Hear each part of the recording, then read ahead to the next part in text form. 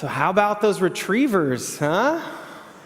Yeah, all right. UMBC, I'm sure some of you have no idea what I'm talking about and you think I love dogs. I do love dogs, that's not what I'm talking about. The University of Maryland, Baltimore County, UMBC, which I'm sure you had never heard of before Friday night, when they, as the lowest 16 seed in the field for March Madness this year, beat the overall number 1 seed Virginia, which was awesome unless you are a Virginia fan, in which case you were crying on the curb outside of the arena on Friday night, and I feel really bad for you. But for everybody else, yeah, cool. That'd be so much fun to be a part of that story, and by a part I just mean even watching. And that Twitter crashed that night. I mean, they crashed the website of UMBC. Everybody was watching this awesome event because of how much fun March Madness is. And I know I'm a basketball fan talking to a bunch of football people, but guys, you need to start watching if you haven't been yet. Anybody a Michigan fan? Good. I hate Michigan. All right. Last night, they made a sweet last-second three-pointer to win, and it's the drama of the moment is just intense. There's nothing better than watching a team down 6 or 8 with a minute to play in a surely against all odds situation that comes back to win at the last second in some dramatic fashion. And I love the teams that have seniors that have been there for 4 years and have brotherhood and camaraderie, and their backs against the wall, and they don't want to play their last game. They just want to keep going, and they pull out a miraculous win. There's so much joy in the drama of March. That's why it's my favorite time of year, sports-wise. I love it. And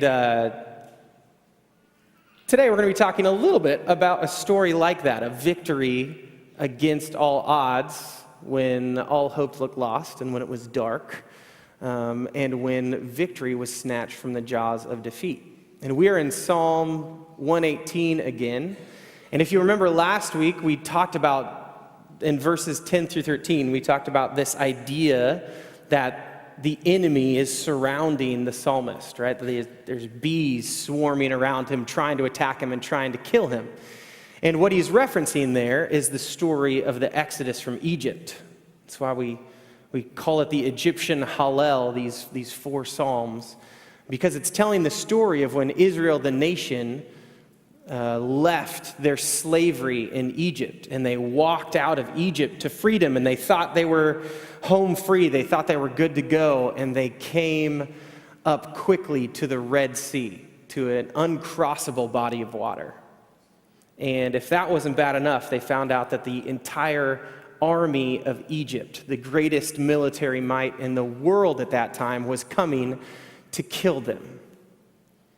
And imagine if you were in that place. Imagine if you're a husband or a wife and you're holding your kids and you know that you cannot swim across the sea because you will drown, and you know that if you stay, you will surely die at the hands of Pharaoh.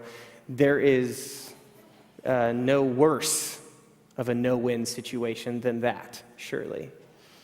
And out of that, against all odds, God shows up.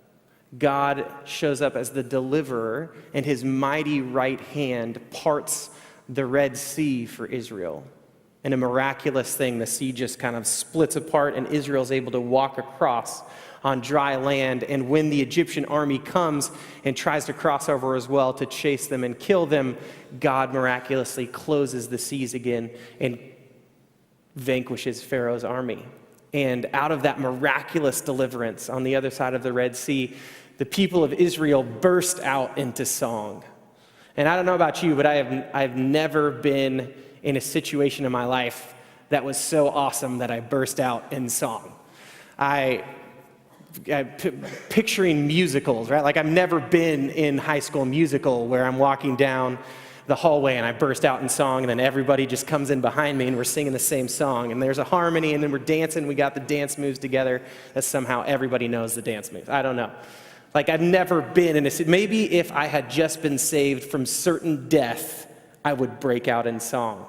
But we have that among the Israelites. We have this song that they sang in Exodus 15. And our passage from Psalm 118 today pulls from that song of Exodus 15, which is another reason why we know that this is what the psalmist was talking about. Here's our passage for today. It says, "The Lord is my strength and my song. He has given me victory. Songs of joy and victory are sung in the camp of the godly. The strong right arm of the Lord has done glorious things. The strong right arm of the Lord is raised in triumph. The strong right arm of the Lord has done glorious things. I will not die. Instead, I will live to tell what the Lord has done. And the Lord has punished me severely, but he did not let me die." That was part of the song that they sang. And it's part of the song that the Jewish people continued to sing at the celebration of the Passover every year. This song of deliverance by God. And it's surely the song that Jesus and his disciples sang after the Last Supper, which is why we're talking about it as our Easter series. It's because they sang this hymn of the Lord's deliverance. And if you'll remember, we talked about last week that each holiday that the Israelites were given had a past, present, and future aspect. And so if you can picture the disciples and Jesus singing this together, you'll know that they're singing to celebrate the past and their deliverance from Egypt, but also they're singing for the hope that God will deliver them from Rome, from the power of Rome that has made them slaves in this moment, at that time. And so they are singing, asking for a deliverer, asking for God, his right arm, to provide a deliverer. And again, we see into the mind of Christ, who is the deliverer that God had sent, as he looks at his disciples singing this song and surely thinks to himself, you don't even know what you're supposed to be delivered from. You think it's Rome, but it is not. It is your own sin. It is your own death that awaits you. And so once again, we see Christ saying, looking at his disciples and saying, you are hopeless and you don't even know that you're hopeless. The great news for us is that God thrives in a no-win situation. God is so clutch. He absolutely shows up best against all odds when you feel like there's no way out in the middle of the darkness. That is when God is at his best. And it makes sense when you look at the Bible. If you've read the Old Testament, God chose to show up in some bleak circumstances. And he chose some weak people on purpose. He chose Abraham and Sarah to be the I don't want to say progenitors because I'm actually not sure. He chose them to be the people out of which the nation of Israel was born, that their descendants would be greater than the sand on the seashore. You know Sarah was barren, right? She couldn't have kids. But God chose her to be the one. He chose that weakness to show his strength. He also chose Gideon. You might not know about Gideon. He was a pansy, a total scaredy cat. God chose him to lead his people militarily into a scary battle. God chose weak people like Samson, who could not control his lust, and David, who was an adulterer, murderer, and Moses. He chose Moses to speak in front of Pharaoh. Moses is like, I have a stuttering problem. I can't even talk. And God chooses that on purpose. He chooses weakness to show his strength. And it's why when Christ came, he didn't come in wealth and splendor as a king or as a prince. He came into a stable surrounded by poop and gross animals. And the only witnesses were shepherds who were the lowest rung of society. And it's why Jesus, when he was choosing the people that he wanted to be surrounded with, to be his disciples, to learn from him, to carry his message to the world, he didn't choose CEOs. He didn't choose rich, influential people with power or intelligence. I mean, if you read some of the stories about the disciples, you'd say they definitely were not intelligent, right? He chose them on purpose because our God is a God who loves to show his strength in and through our weakness. How do you feel about that? Do you feel like God is maybe a little bit of a drama queen? That he loves to wait till the situation is terrible to show up? That maybe he's a huge fan of reality television? I hope not. There's no way, right? The truth is that he does that for a purpose. Obviously, he has a purpose in that. The purpose is that we would know the weak people among us. By the way, if he chooses weak people and you're chosen by God, logically A, B, C is that you're also weak. So congratulations, we are all a group of weak people. But God chooses that weakness so that we are not confused about who is awesome, about who's doing the miracle.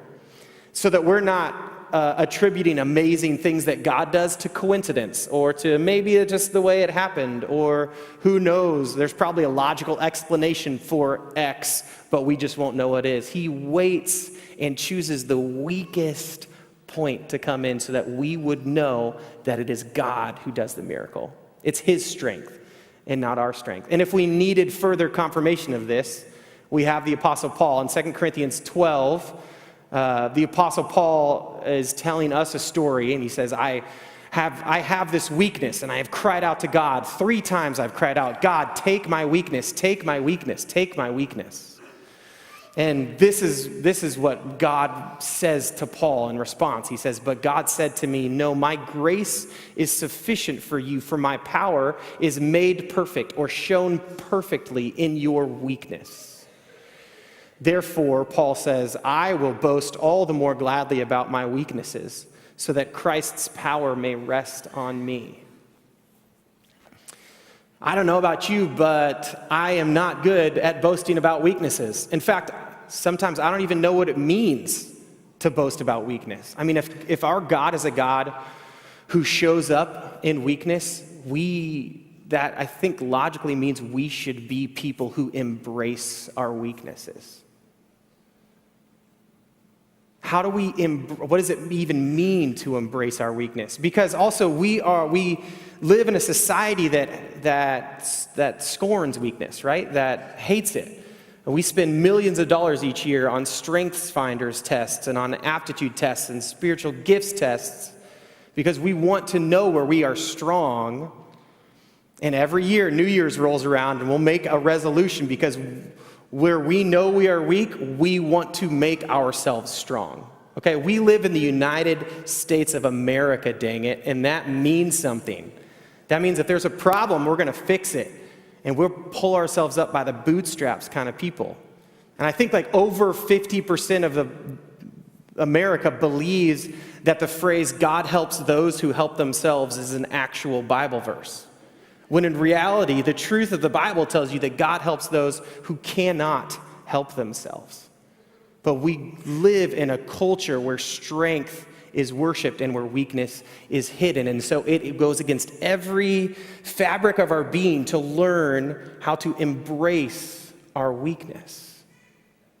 But in so doing, when we learn to embrace our weakness, what we are doing is we are opening the door for God to show up in amazing ways. So what does it mean? First of all, what does it mean to embrace I think it means that you stop complaining about your weakness. Now, your weakness can be, and it's a broad term, right? I think it can be a lot of things. It can be physical, right? You can have a physical ailment, an illness, a disability, something that hinders your ability to just live life. There's clearly physical weaknesses. There's also mental weaknesses. I mean, how many times have you been frustrated with your own ability to read and comprehend and figure out a problem and think ahead and remember what has happened in there's mental weakness and there's also spiritual weakness, like Paul talks about in Romans, where he says, I can't stop doing this stuff that I don't want to be doing. I just can't stop. I mean, there's all different kinds of weakness for you. What it looks like to embrace that is a tough question. It means to stop complaining about it, for sure, but also means to look at it not as something that needs to be fixed, but as your key to reliance upon God. Does that make sense? Because in a culture where we focus on being self-reliant, and we spend a lot of our lives creating safety nets for ourselves so that if this goes wrong or this goes wrong or this goes wrong, no matter what, we're not going to be found weak. In that kind of culture, weakness is that rare chance that we get to remember that we cannot do it ourselves, that we can't do anything on our own, that salvation is not ours to do, that success is not ours, that everything that we do is by the grace of God. And weakness is that opportunity, but we don't see it. I mean, I don't see it that way most of the time. I just see it as a problem that needs to be fixed. So how do we learn, like Paul, to boast in our weaknesses? And that's just the difficulty of that vertical aspect, right? That's just me before God embracing that. But there's also that difficulty that comes with the horizontal aspect of weakness. Because if I'm supposed to embrace my weakness before God, I'm definitely supposed to own up to my weakness in front of you guys, right? And there's definitely a relational aspect to owning weakness. And I don't know about you, but that scares me a little bit.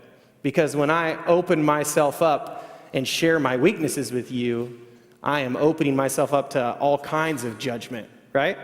And you know how I know this? It's not because I struggle to be open. I'm decent about being open. I like being open with you about my weaknesses, but I judge the heck out of people. That's where I see it, is when I'm at the supermarket and there's a kid throwing a tantrum, and I think, if that was my kid, he would not be throwing that tantrum, all right? He would either be sitting in that cart saying, yes, sir, all right? Or we would be outside, but I'm a much better parent than that parent. They need to get it under control. Or like if we're hanging out with friends, like couple friends, married friends, and I'm listening to them and there's a couple that's just like, bickering, kind of like saying mean things or cutting things to each other, and I'll sit back there and feel very good about myself and be like, I'm so glad I'm not a part of that marriage. That seems terrible. And then I'm like I rush to judgment in those situations. I mean, that's where I feel like that's where judgment becomes the most tempting for me. Whenever I am strong somewhere and I come across somebody else who's weak in that same area, that's the breeding ground for judgmentalism for me. If I'm strong and somebody else. Now, if somebody's weak where I'm weak, yeah, man, I get that. That's tough. Yeah, for sure. But if I'm strong in something and you're weak in it, man, get your stuff together, all right? Pull it together. It's not that difficult, okay? And I think that's where we get into this rut where we hide our weaknesses instead of exposing them because we don't want to open ourselves up to that kind of vulnerability and that kind of potential judgment. But the thing that we do when we judge other people is we forget the core truth of the gospel, the central truth of the gospel, which is that Christ, seeing our weakness, did not judge us. That Christ, seeing our weakness, came and died for us and became our strength. He turned our weakness into strength. That's the truth of the gospel. And then when I turn around and see somebody else's weakness and judge them for it, I am forgetting the key part of the gospel that I believe to be true. So, how do we be vulnerable with each other? I feel like this is supposed to be the safest place, right? This is it. This is the place God created for us to be vulnerable and open with our weaknesses. And he did that because the best teams, whether they be March Madness teams or football teams, the best teams know their strengths and know their weaknesses, and they have people who have strengths where other people are weak. It's almost assuredly the reason why KU, my favorite team, will not win the national title this year, because they have like 5 people on their team that all have the same strength, which is shooting threes, and they are extremely weak inside. And they will almost assuredly get beat because they do not complement each other well. I mean, it's the same reason why a football team would be terrible if the O-linemen were running deep slants, or why you don't want your quarterback catching passes unless his name is Nick Foles in the Super Bowl. Dang it. The best teams complement each other in a way where strengths cover other people's weaknesses. And this is true too at work. If you guys are in a healthy work environment or you love the place where you work, or it's really booming, I would guess that you have a team where you have some people who are strong in some areas and some people are strong in other areas, and together that strength compensates for the weakness. And it's true in marriages too, in families. Same thing. So true. Strength covers weakness. Example is my wife and I. My wife is just so weak, just like incredibly weak. Just kidding. You can actually, don't look at her arms because that's weird, but she's ripped, so that's cool. But not physical weakness. She is super strong in that she is incredibly self-disciplined. So self-disciplined. And my father would tell you, and most other people that know me well, is that self-discipline is probably the weakest aspect of my character. And so her strength helps my weakness, and it's so practical. And she'll go to bed at 10, pretty much on the dot every night, make sure she gets enough sleep to wake up and do her devotions in the morning, and she'll say, all right, babe, I love you, I'm going to bed. Make sure you get some sleep tonight. Make sure you come to bed soon. I'm like, yes, babe, I know. 11:15 rolls around, and I'm like, I could probably watch one more episode of The Office, and I wouldn't feel it tomorrow. And like if I'm by myself, I'm definitely watching 12 episodes, and I'm terrible and unproductive the next day. And thank goodness, nope, not thank goodness, thank God that he paired me with her, because her strength in that has brought my weakness of self-discipline from a 1 to like, say, maybe a 3. Scales of 10 to 100, whatever scale you choose, that's about how I've moved. But thank goodness for that, because otherwise, thank God for that, I would still be at a 1, right? I have a friend who we love to make fun of because he loves Excel spreadsheets, right? Like 8 tabs, 9 tabs. His budget, his family budget is like one of his passions in life. And I'm not the same way. Like never really grew up with a budget at all. So like, in his strength, he sat me down and walked me through what it looked like to have a, home finance budget, Excel. I don't even know. See, even talking about it, I'm so weak on that. But he probably, in his love and his passion for that, he probably brought my 1 on that to like a 2, which is great. So like we're moving at least. But that's the way, I feel like that's the way God designed these relationships to work, and in the church especially, is that you come and bring your vulnerability and your weakness here, and through God's strength, your brothers and sisters give you the strength to cover that weakness. And that's a beautiful picture, right? I could paint that picture all day. You bring your weakness, I'll bring my strength, and together we will be the body of Christ. But like that picture won't sell, all right, unless we actually do something about it, right? It looks pretty on the wall, but unless we actually do something, it's worthless in that sense. So the question is, how do you learn to do these two things? How do you learn to show and share your strengths with people? For me, the first question that helped me identify where this is where do I judge other people the most in my life? In my sphere of influence, where am I judging people the hardest? Okay. That's where I think that I'm strong and other people are weak. So that should be an area where I look, okay, how can I bring my strengths not in judgment, but in love to help somebody else? How can I focus my strength in love and not in judgment upon other people? And how do we do that as a church is the question. How do you do that in your own sphere of influence? So maybe you're asking yourself the same question. Where do I judge people around me, and how can I bring my strength in that area to bear in their life in a positive way? Because no matter what, your weakness was given to you for a reason. You have your weakness. Don't waste it. Don't waste your weakness. Instead, embrace it. Embrace it as that opportunity to rely upon the power of God instead of your own strength.